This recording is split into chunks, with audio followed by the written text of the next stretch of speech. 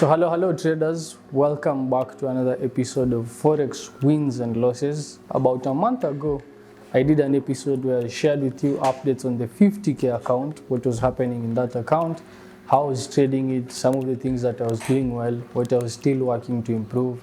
And I promised to keep on sharing most of the trades that I'm taking, the challenges that I'm going through, generally to just be transparent with our trading journey. Currently, so in today's video, I'm going to share with you what is currently happening from a trading perspective and from our internal fund perspective. We have created an internal fund among the three of us, between me, Caleb, and Lawi. We trade mostly prop firm money, but we've somehow created a team where we can trade like from a fund's perspective, so that we normally have fund meetings where we discuss different things that are going on each person's trading. How to approach it, how we can improve. We also have our therapist there sharing with us the different things that she's picking from each of us, the common things that cut across and how we can work on them, the common challenges. So it's a very, very interesting experience, very, very beautiful. You get to learn a lot and you get to enjoy a lot. However, in today's video, I won't go into the specifics of how the fund is working. Instead, I'll look at my own personal trading. And I think when my colleagues do their own personal trading, we may at some point have to sit down and create probably one video from a fund's perspective, but after some time. So currently I'm also scaling up my account, so I'll share with you how I'm doing that, because I've gotten to that point where I feel like I'm getting consistent returns. So I actually took up another challenge. The challenge was on offer from a different prop firm called My Funded FOREX, something of the sort. It was on offer. We shared it with most people on our audience and most people took it. So I'll be sharing with you updates also on what is going on in that account. I'm currently doing the phase 1 challenge.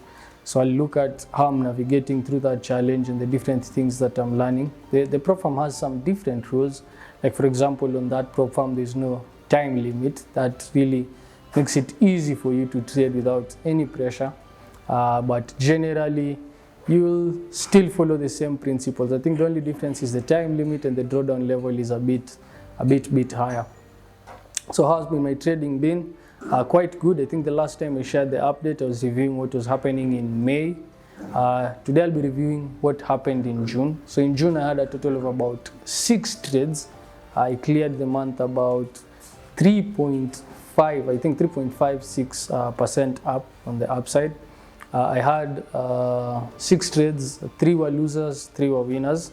I had 1 week where I never traded out of the 4 weeks that existed in June. But I think one of the things that I really loved that I did in June was to follow a systematic process, and I didn't have any impulsive trade or any trade that was outside my scope or outside my trading plan, and that really contributed in generating that return. I missed some very good setups. I think I missed about 2 setups, especially for the first week. But that's normal again in trading. When you're trading, there are those weeks where you'll just have to, probably you didn't get the entry you wanted, or you didn't get the levels that you were looking for. The market somehow slipped by your hand. Maybe you were not watching markets when the entry took place, and you just missed some probably good 2-3% return. So of these 6 trades, I think 3 or 2 were from pound.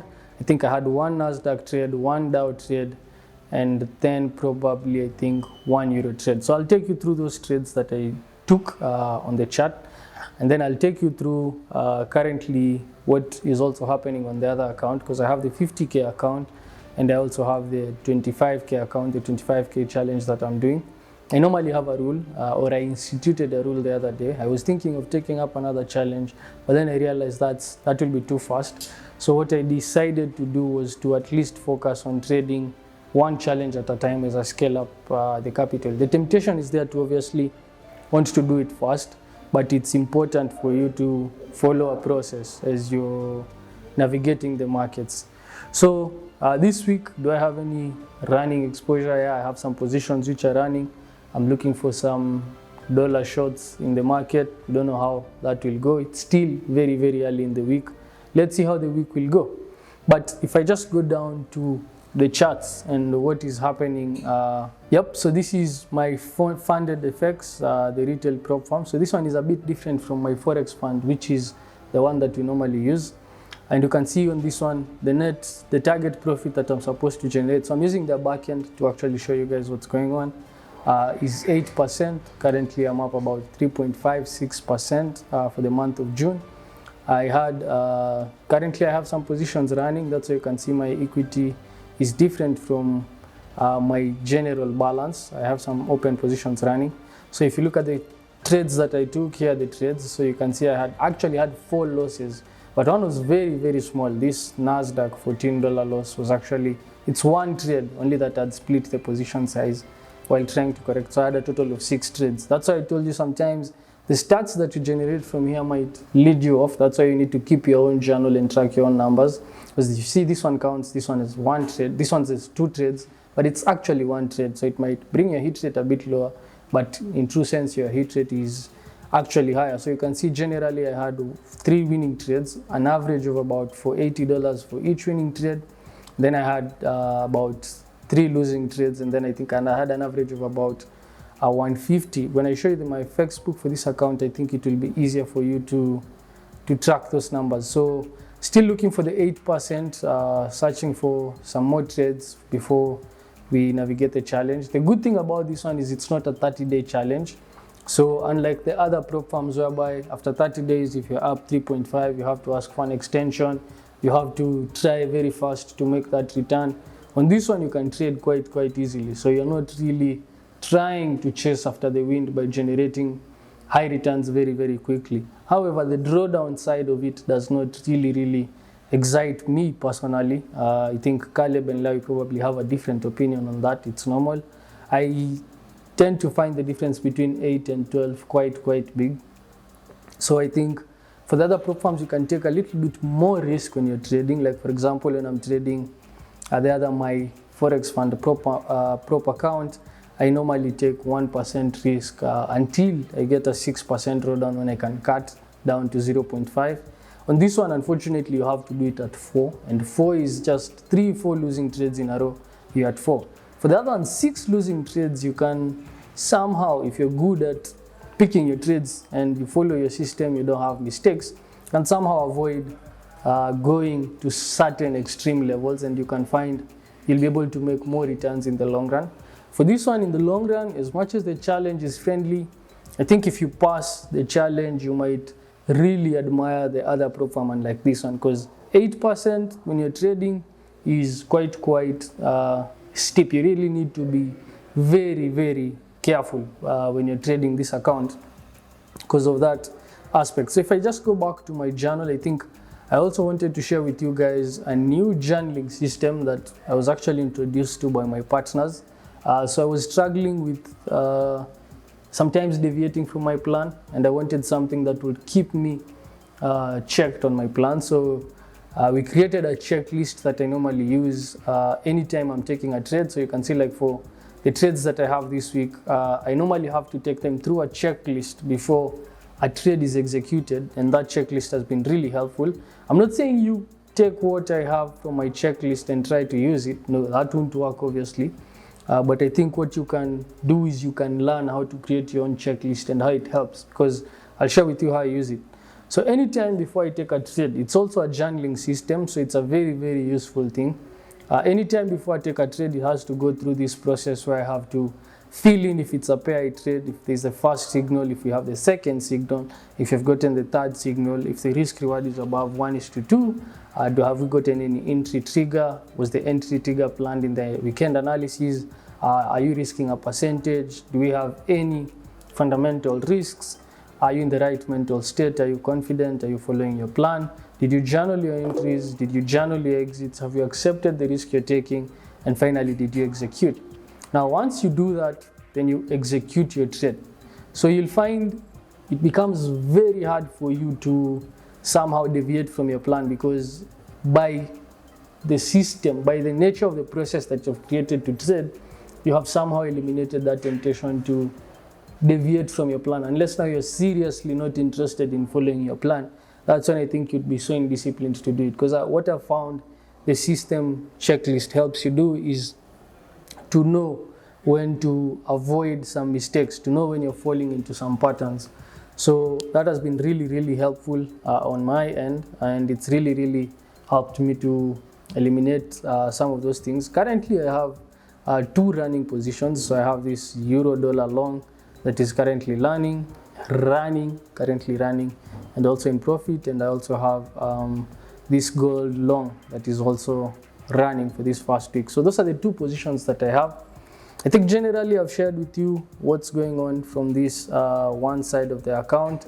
It's the same thing that is happening on the other account. So what I'm basically doing is executing the same trades on different accounts. The only thing that I'm doing differently is position sizing, because on one account it's 50K, on the other account it's 25K. So when you're position sizing differently on 2 accounts, that's the only thing. But the trade setups, the entries, the exits, all those are done systematically, and they are done across all accounts. So it's very easy to trade these accounts if you're trading from a point of planning, from a point of rational analysis and execution as you're trading markets. So we're also pleased to announce that we are now official partners with XM, the global broker that is very popular in the Forex industry. And currently we are actually, they're running a program where you stand a chance to win about $15,000 if you trade with them. So I'd advise you guys to open an account. We'll drop a link below. Check out. We'll also drop a link for the prizes that will be won and the criteria for the different prizes. So if you're interested in taking part in the challenge, make sure you check out XM. We'll have their links in the description below. So check out their links, try and see the different products that they're offering, how they can benefit you, because they have very good products that can be able to benefit you guys, and we'll try and share them and make sure that you guys learn as much as possible from those platforms and the resources that they have to offer. So I was actually going through some of the comments that you guys threw in from the other video and some of the questions that you had. Some people were requesting that we share one video where we show the journaling system. That's what I was trying to show when I was going through how I journal my trades. I think on the next videos now I'll be going through each individual setup. The risk in that is you could have a very long video where you don't learn anything, because I just tend to do the same thing over and over on all the trades that I'm taking. So once you see one setup, you can be sure that I'm replicating that setup over different asset classes.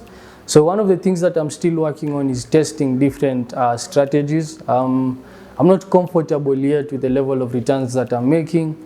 I think there's still a lot of potential. There are some patterns that I'm observing which I think have an edge, and I'm testing all these things. So I'm really learning a lot, running through these tests, trying to observe how they performed in different market conditions, and trying to learn in the markets, which is generally what you do if you want to improve your trading.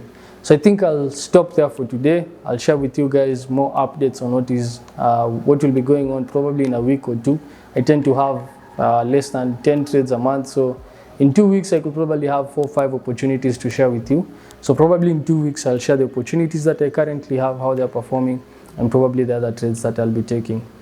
So with that said, I think I'll see you guys next time. Any question, any comments, anything that you'd want covered, post it in the comment section. We'll catch up with you guys next time. Peace.